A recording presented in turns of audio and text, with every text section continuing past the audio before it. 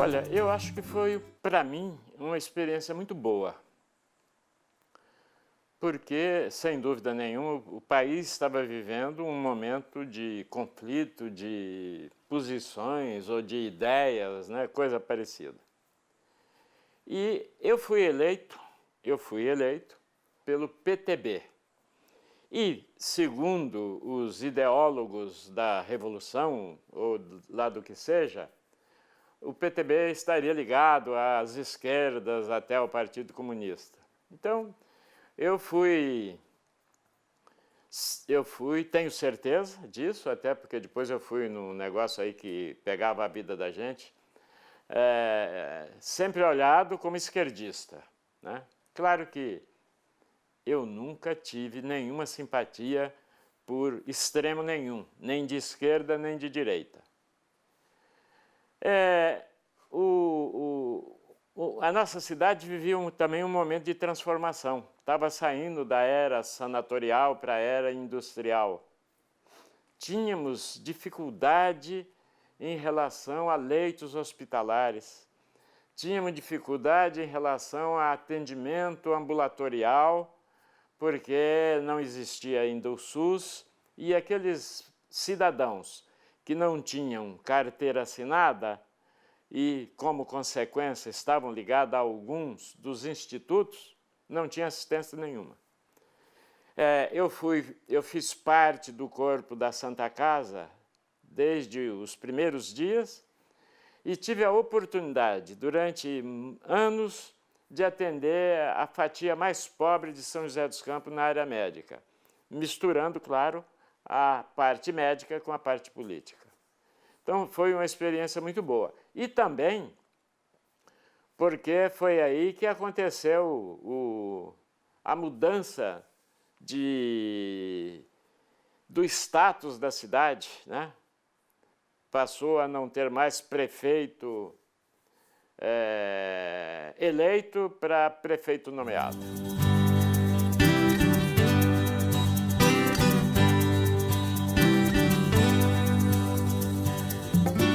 O Sobral era meu vizinho no CTA. Eu era médico da família. Um dia, ou melhor, no fim de uma tarde, ele chega lá na minha casa e me diz assim: Zé, eu fui nomeado prefeito de São José dos Campos. Eu falei: como? Ah, mas você não sabia que... Eu sabia mais ou menos, mas não estava muito ligado. O que eu devo fazer agora? Eu falei: ó, a minha sugestão é irmos até a prefeitura e comunicar isso ao prefeito. Vamos comunicar ao prefeito.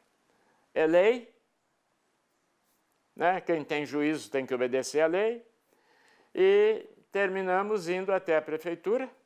O Sobral se apresentou, né? De mim ele já era muito conhecido, apresentou ao Veloso, Veloso que já estava mais ou menos esperando, mas a gente sempre leva um susto, né? De que as coisas aconteçam tão rápido. E o Sobral assumiu, me ouviu no início, até foi muito solidário, assim, sempre me perguntava alguma coisa, em que eu podia ajudar e tal. E nesse primeiro momento, ele foi extremamente democrático. Ele foi à Câmara Municipal fazer um balanço de como ele tinha encontrado o município. Tem atas aí que podem comprovar isso. Ele foi dizer qual era o plano que ele tinha para São José dos Campos. Então, eu acho que a chegada dele foi assim, muito, muito boa para o município.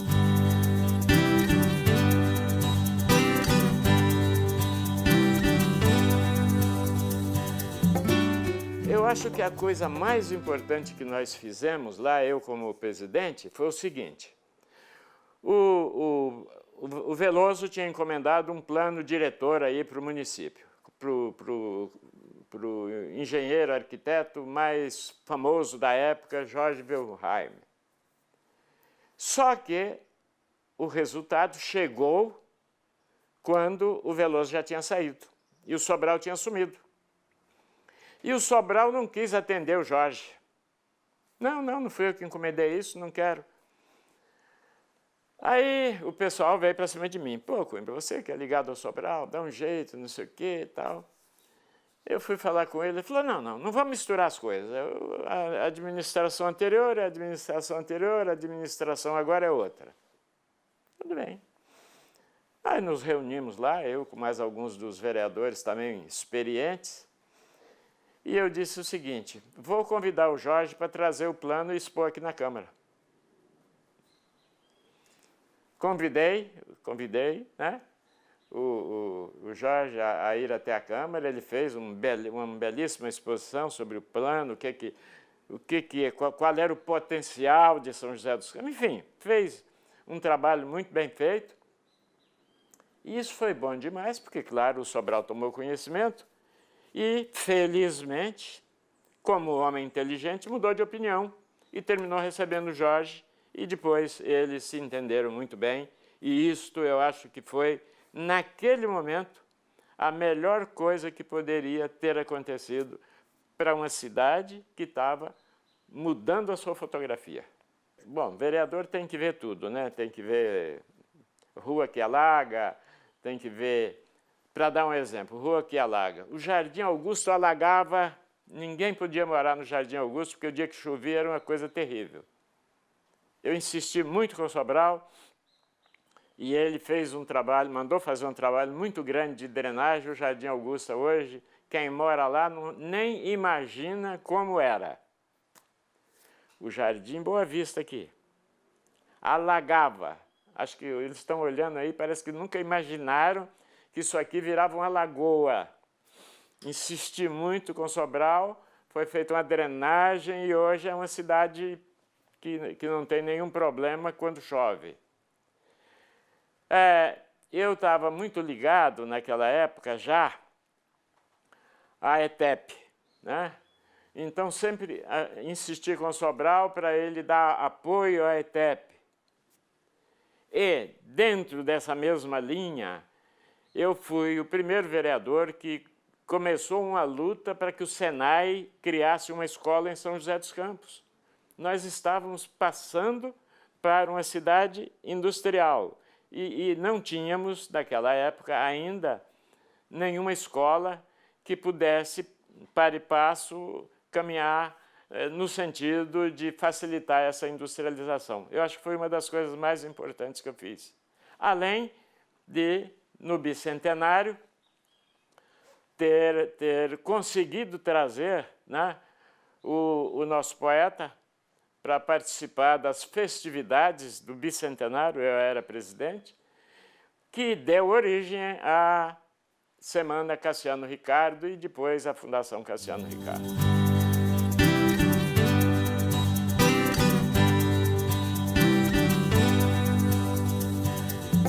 Bom, eu tinha sido eleito vereador em 63. Em função da Revolução, o nosso mandato teve um ano prorrogado para coincidir depois com o prefeito, aquelas coisas. Então, em 69, nós tivemos uma nova eleição. Eu fui candidato à reeleição. Fui, de novo, o vereador mais votado da cidade. E, ao final desse segundo mandato, eu estava muito triste pelo momento que eu assistia, que foram aqueles períodos mais duros, vamos chamar assim, da Revolução. E decidi que não iria ser candidato à reeleição. Decidi que não ia ser candidato à reeleição. Como, de fato, não fui candidato.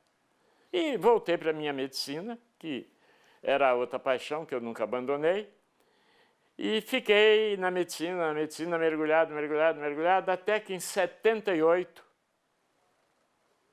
depois de algumas mudanças, saiu o Sobral, entrou o Edinardo, terminou o mandato do Edinardo, que não era mandato eleito, era mandato nomeado, e ia ter a eleição para prefeito de São José dos Campos. E a oposição estava se organizando para lançar, se possível, uma chapa completa. Tinha o Robson, tinha o Joaquim Bevilacqua, que tinha sido eleito deputado federal, e, vamos dizer, na reserva tinha eu. Depois de muita conversa, aquelas conversas de político, nós acordamos de que podíamos fazer uma base de oposição, então, ao governo oficial, a Arena, né?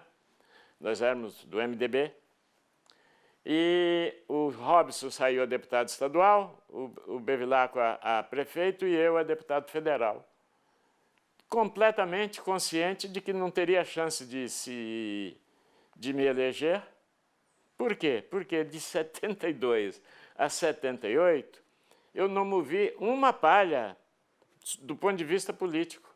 Não conhecia nenhum prefeito da região, não conhecia vereador, mas saí candidato no momento certo em que a população queria votar na oposição e terminei sendo eleito deputado federal, em 78.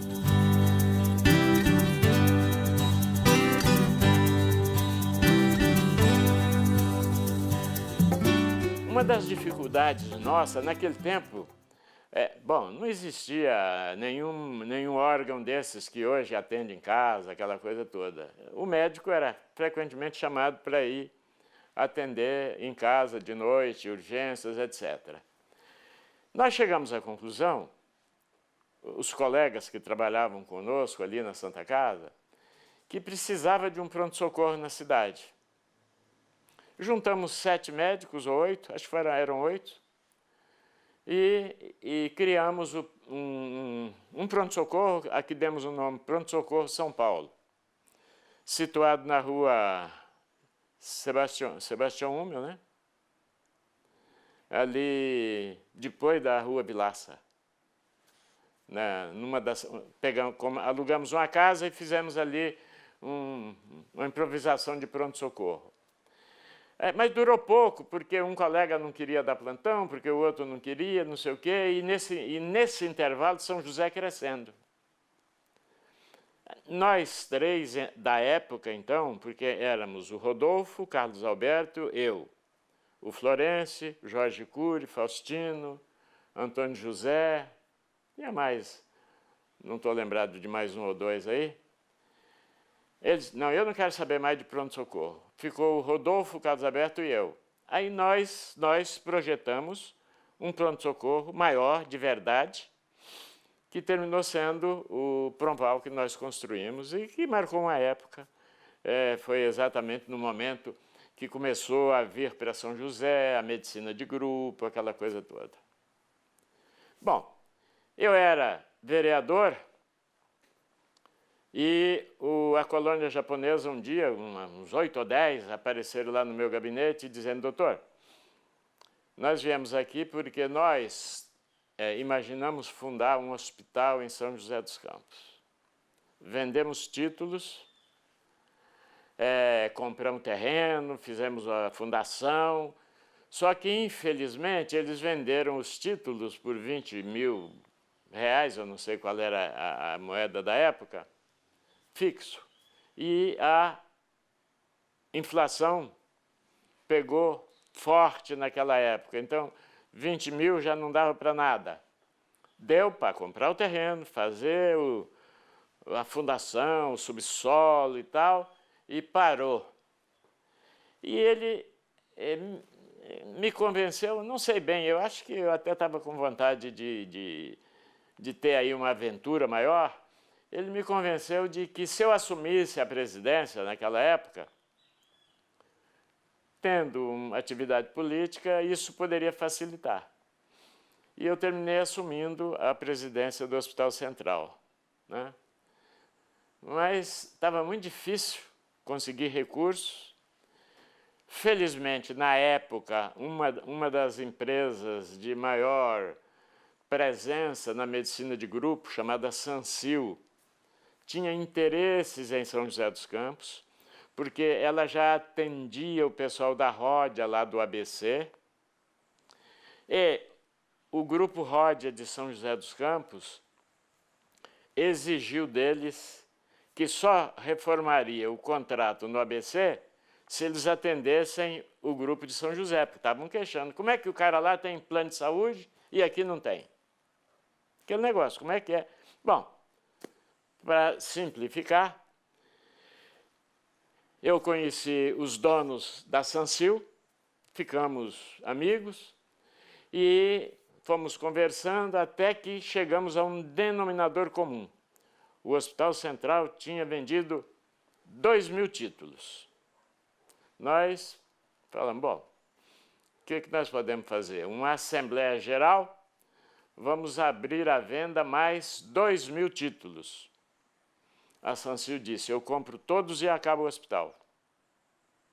Ela fez o investimento necessário para concluir o hospital e, assim, eles garantiram o convênio que eles já tinham lá no ABC, assistiram o pessoal da ROD aqui e outras empresas que também já estavam buscando o problema do plano de saúde. O que me deu um prejuízo pessoal enorme. Por quê? Porque a classe médica era contra plano de saúde. Só para você ter uma ideia, tem casa do médico, não tem? A casa do médico só foi construída porque eu, como vereador, consegui, né, do saudoso prefeito José Marcondes Pereira, a doação daquele terreno para construir a casa do médico. A Associação Paulista de Medicina tinha verba para construir, mas não tinha dinheiro para comprar terreno. Se a cidade conseguisse um terreno, eles construíam o prédio. Se não conseguisse, ficava no 0 a 0. Pois bem, eu consegui do Marcondes, né? Eu era oposição ao Marcondes, vereador da oposição, mas eu o convenci de que era bom para São José dos Campos e ele concordou de fazer um projeto de doação daquela área para a construção da casa. Pois bem, eu fui um dos fundadores da APM de São José dos Campos. Porque eu fiquei a favor da medicina de grupo, eu fui expulso da APM. Veja bem, veja como a vida, esse negócio de ética é um negócio tão, né, muda tanto. Nós, donos do Pronval, né, fizemos um convênio com a Sancil para nós atendermos as urgências da Sancil, porque o hospital atendia as internações. Nós atendíamos, já tínhamos um pronto-socorro, atendíamos as urgências. Isso somou também para que me expulsassem da APM. Passou 1 ano, passou 2 anos, passou 3 anos, passou... Sabe para quem que nós vendemos Pronval? Para a Unimed. O próprio médico viu que tinha que fazer medicina de grupo, criou uma cooperativa, entre aspas, chamada Unimed, e a Unimed precisava de um pronto-socorro. Eu tinha sido eleito deputado federal, não podia mais me dedicar, né, corpo e alma ao atendimento médico, e os outros 2 sócios acharam por bem, então, vamos vender o Proval e vendemos para a Unimed.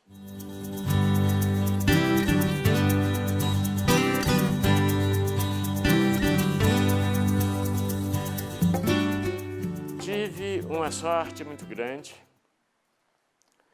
porque quando me perguntam assim, desde quando que o senhor combate esse negócio de tabagismo? Eu digo, desde que eu me entendo por gente.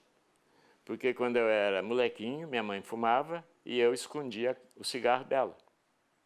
Quando podia, rasgava o cigarro dela. Então eu combato o tabagismo e, né, levei muito cascudo, fiquei muito de joelho, porque quando ela descobria que era eu, me punha de castigo. Então, desde pequeno que eu acho que fumar é um negócio extremamente desvantajoso para quem fuma. Tive a sorte, quando fui eleito, de haver uma coincidência. Os Estados Unidos fizeram uma grande pesquisa sobre os malefícios do cigarro. E publicaram, né, esse trabalho de uma maneira que não dava chance à contestação, a não ser criminosa, porque eram estudos detalhados e tal e tal. Então, naquela época, a gente achava que o cigarro, sem dúvida nenhuma, era o maior responsável por câncer de pulmão, por enfisema, por câncer de lábio, de laringe, de faringe. Hoje nós sabemos que existem muito mais doenças tabaco relacionadas. E eu ergui a bandeira do antitabagismo. Tive uma intuição de fazer o seguinte. Fui lá no arquivo da Câmara e falei assim, vocês podiam me tirar a relação de deputado que já fez algum pronunciamento sobre tabagismo? Me conseguiram. Tinham 6 deputados que já tinham falado alguma coisa, pouca coisa. Convidei-os, falei, vamos pegar firme, olha, estou com esse volume aqui de estudos que foram feitos, de que o tabagismo realmente tem que ser combatido. Fizemos, naquela época, se fosse hoje, seria uma frente antitabágica. Fizemos um grupo com o compromisso de estarmos sempre atentos a notícias que saíssem sobre os prejuízos do tabagismo, e aquilo foi caminhando, e, felizmente, a grande maioria dos deputados entenderam que aquela era a hora de você combater um dos grandes problemas endêmicos no mundo e no Brasil, capaz de produzir mortes aos milhares. Ora, fiquei bem conhecido em relação à luta contra o tabagismo. Mas eu tinha uma outra coisa, né, que também, por causa da minha mãe, eu tinha consolidado. Eu cansei de ouvir a minha mãe falando, minha mãe teve 11 filhos, né? Você imagina o que é ter 11 filhos numa casa sem luz elétrica, sem água encanada, sem piso, coberta com palha, etc. Parteira, falta de tudo, falta de dinheiro. E cansei de ouvir a minha mãe falando assim, se um médico pudesse me operar, se eu conseguisse uma alma de Deus que me operasse, eu não aguento mais ter filho, até porque ela tinha hemorragias enormes no pós-parto. Então eu resolvi enfrentar a luta mais difícil que eu sabia que eu estava enfrentando, que era do planejamento familiar. Naquela época, a mulher brasileira tinha em média 7,8 filhos. E 99% na classe mais pobre, porque o cara, tomando São José como referência, o cidadão que morava no Esplanada e tal, onde ele tinha condições de ir ao médico, de receitar uma pílula, de colocar um DIU, de fazer uma cirurgia quando não queria mais ter filho, mas o mais pobre não tinha. Então, eu entrei nessa luta, que também era uma luta que tinha muitos adversários, mas também tinha uma torcida a favor muito grande.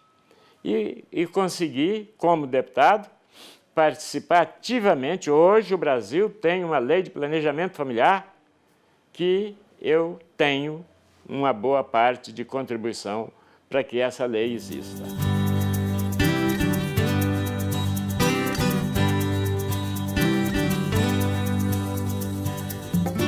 O Figueiredo era um homem, vamos dizer, era um oficial de cavalaria, né? Oficial de cavalaria. Quando eu servi o exército, eu servi na cavalaria. Então eu convivi com um oficial de cavalaria. Era um cara mais parrústico, né? Pelo menos no exterior fazia de conta. Inteligente, claro, né? Chegou a presidente da República numa hora em que a coisa era difícil, né? Mas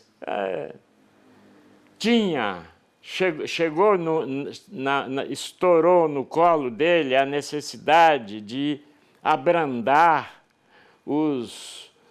as divergências políticas e ideológicas que o país vivia, né? E ele trabalhou, eu acho que ele trabalhou até bem, para que a gente pudesse ter aí uma anistia e o país voltasse a ter as eleições, aquelas coisas todas. Uma Constituição nova. Acho que ele foi um presidente apesar da rusticidade dele, ele foi contemporizador.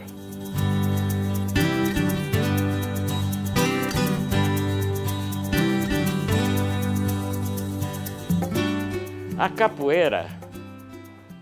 capoeira era considerada luta de malandro no Brasil, de marginal. E eu fiz um projeto considerando a capoeira como patrimônio nacional. Eu não acreditava que aquilo pudesse acontecer, mas eu tinha um amigo muito grande, que eu quero até cumprimentá-lo, ele já não está mais entre nós, o Tenente Esdras, um grande, vamos dizer, apaixonado pela capoeira, um grande disseminador da capoeira no estado de São Paulo, com quem eu conversava muito, e eu ia nas aulas lá de capoeira, assistia, eu via que a garotada gostava daquele ambiente, daquela coisa, do brimbal, né, das pernadas e tal. E eu falei, bom, eu vou ajudar, difundir a ideia. Bom, a capoeira não virou luta de, vamos dizer, de padrão nacional, mas virou material de exportação. Hoje, o Brasil exporta professores de capoeira. E, no Brasil, até as escolas, quase todas, hoje, já admitem o ensino, né, as aulas de capoeira na própria escola.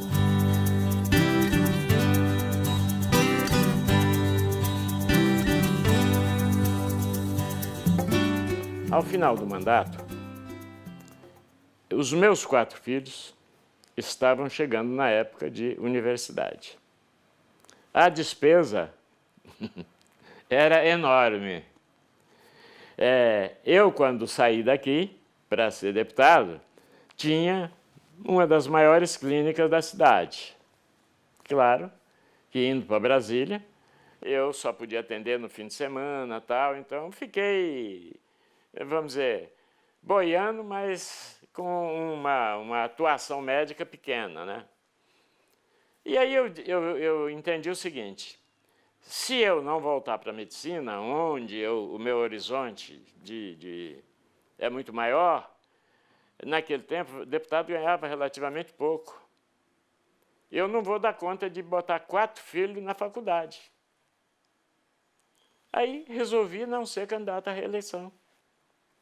Já fiz a minha parte, já fui vereador 8 anos, 9 anos, já fui deputado federal 4 anos, tá bom, vou voltar para a medicina. E fiquei 4 anos acertando a vida econômica, financeira, etc., né? Mas é aquela história. Não surgiu ninguém aí para ocupar os espaços políticos que tinham, né? E eu terminei sendo assediado meu mandato acabou em 82, 86 tinha nova eleição para ser candidato. Aí eu sabia que não ia dar certo, fiz uma exigência: eu só saio se for para deputado estadual, que dá para eu compatibilizar um pouco a minha clínica. Eu já tive uma enorme dificuldade para recuperar boa parte da clínica durante esses 4 anos, agora não vou jogar tudo de novo fora. Aí terminei saindo deputado estadual e fui eleito. Aí eu já tinha uma experiência bem maior, né, de parlamento, acho que eu fiz um mandato muito bom de deputado estadual. Focalizamos muito a área da saúde. Eu fui deputado constituinte estadual, né? Votamos coisas absolutamente importantes que, infelizmente, não são obedecidas. Por exemplo, né, no capítulo de meio ambiente, é proibido jogar em curso d'água esgoto não tratado. Aqui em São José ainda jogam. A minha luta contra a Sabesp é exatamente essa. Como é que a Sabesp distribui lucro no exterior e não faz o esgoto aqui em São José e em outras cidades onde ela é a titular do saneamento. Então, foi uma luta minha nesse ano, foi exatamente pelo meio ambiente, que continua sendo. Agora, a gente está vendo aí esse problema de óleo no oceano, nós estamos vendo que, se nós continuarmos no ritmo que estamos em relação ao saneamento, vai demorar 50 anos para que todas as casas do Brasil tenham água encanada e esgoto tratado. Isso é um absurdo nessa altura do ano 2019, 2020.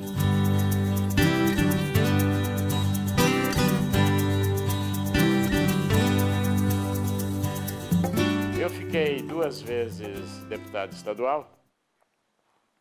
Aí os filhos já tinham crescido, já tinham estudado, eu já podia ter, vamos dizer assim, já não tinha tanta obrigação financeira.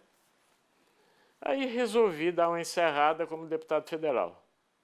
Fui candidato, né? De 86 a 90 e de 90 a 94 eu fui deputado estadual. Em 94 eu fui candidato a deputado federal, também sem nenhuma chance de ser eleito, mas fui. E tive mais 4 anos lá como deputado federal. Nesses 2 mandatos eu fui presidente da Comissão de Saúde. Tem uma das coisas bem anônimas, mas que eu me orgulho muito.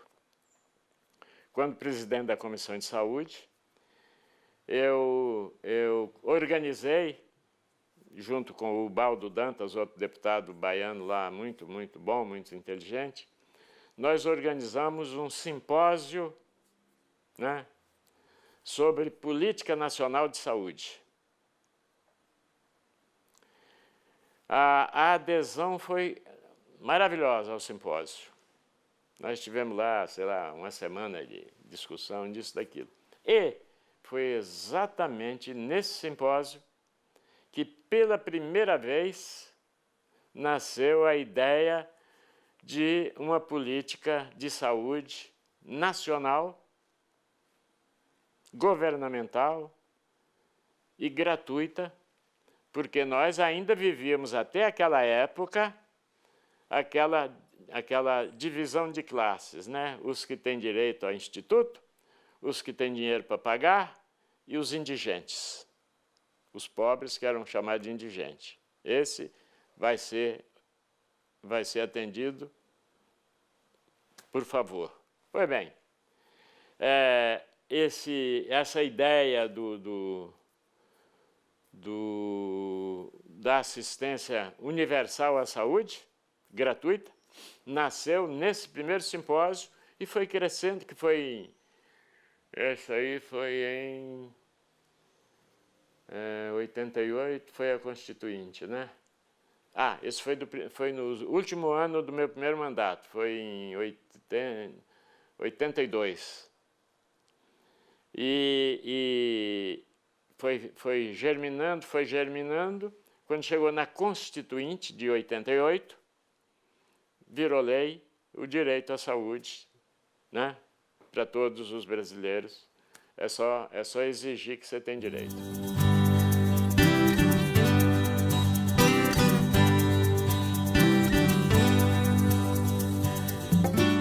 Quando eu terminei esse meu último mandato, de 94 a 98, eu disputei a eleição, mas fiquei suplente e assumi lá durante um ano, no ano 2000. E aí voltei definitivamente, tinha que escolher como conduzir a minha vida. Nessa altura, eu já estava com 70 anos, né? Começa a aparecer as sugestões, pô, está na hora de aposentar, parará, aposentar. Mas eu achava que eu ainda queria enfrentar alguma coisa assim que pudesse surgir. Foi quando surgiu a possibilidade de eu tomar conhecimento de um tratamento que já existia na Europa há muito tempo, desde a Primeira Guerra Mundial, já começaram a usar ozônio. Na Segunda usaram muito, terminada a Segunda Grande Guerra, os médicos dos países que estavam em guerra se convenceram de que o ozônio poderia ser utilizado. Veja bem, nós nem tínhamos antibiótico naquela época. Você tem um produto que mata bactéria, fungo, alga, etc., etc., que beleza.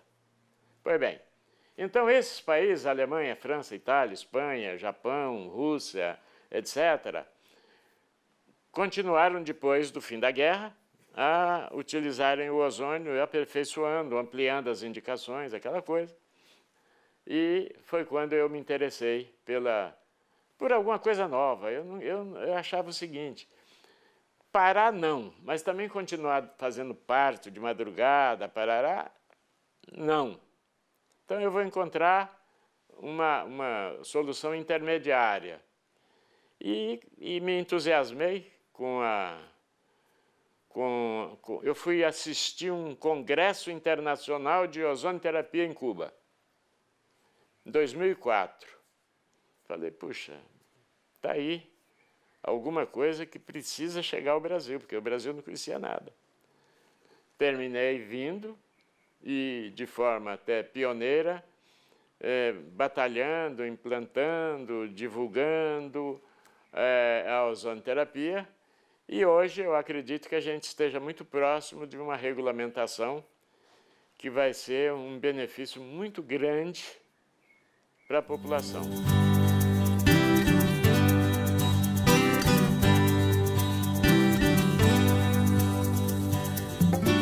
Eu digo sempre que o Brasil é um país, né, onde todos têm oportunidade.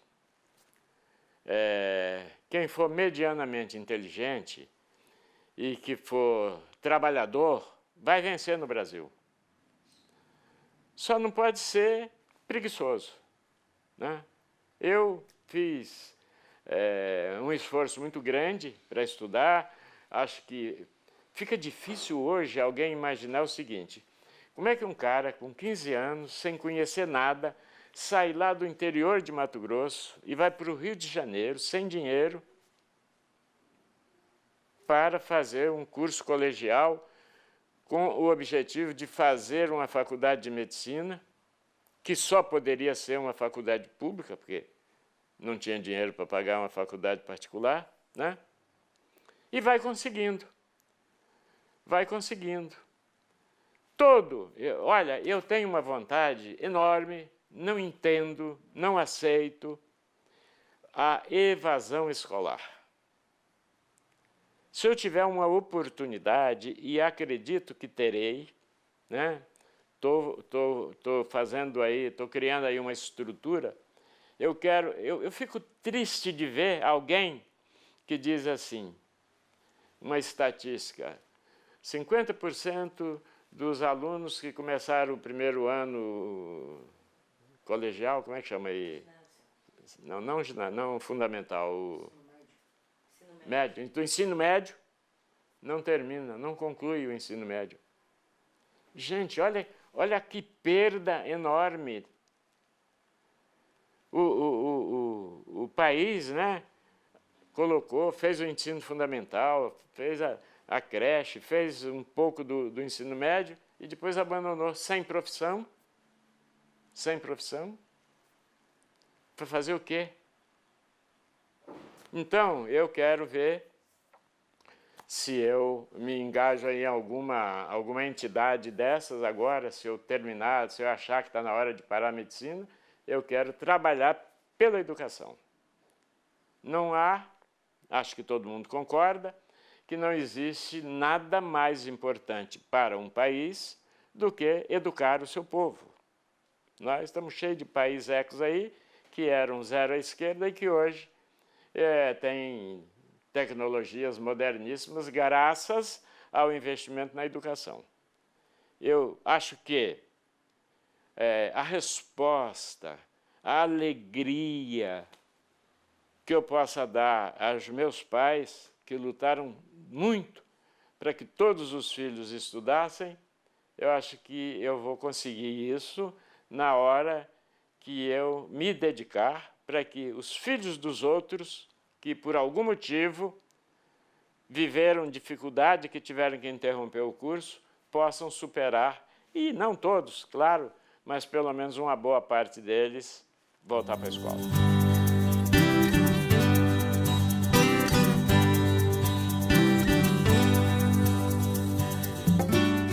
Eu pude curtir muito pouco meus filhos, né? Porque eles nasceram muito rápido. Eu me casei, menos de 4 anos depois eu já tinha 4 filhos, porque no meio aí veio um gêmeo, e quando eu completei 4 anos de casado, eu já tinha 4 filhos. E estava naquela fase difícil de sobreviver, né? Então, eu reconheço que se eu tivesse que voltar atrás, talvez esse fosse um ponto que eu tentaria corrigir. Eu vivi pouco com meus filhos, até porque a minha mulher era mandona, né? Ocupava muito bem os espaços e terminava gerenciando aí a família e tal.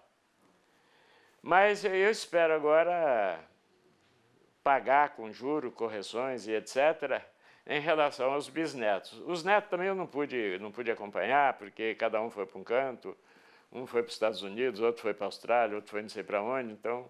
Mas os bisnetos que estão aí agora, com 2 meses, 1 ano e pouco e 5 anos, eu espero curti-los mais e recuperar o tempo que eu perdi não fazendo todos os carinhos que eu devia ter feito aos meus filhos e aos meus netos. Eu teria feito diferente o seguinte: cultivado mais amizades. O mesmo tempo que me faltou para eu dedicar aos meus filhos e, eventualmente, para dedicar aos meus netos, eu me envolvi muito com o trabalho, né? Eu tinha uma obsessão de fazer um trabalho bem feito, seja na medicina, seja na política, que eu deixei, reconheço, de conviver mais com pessoas que a gente podia agora estar formando um time aí dos antigos. Mas eu ainda espero formar um time dos antigos. Já estou com uns 20 ali marcado para convidar para a gente começar a ter reuniões, porque com a idade você perde poder, perde saúde, só não pode perder a amizade.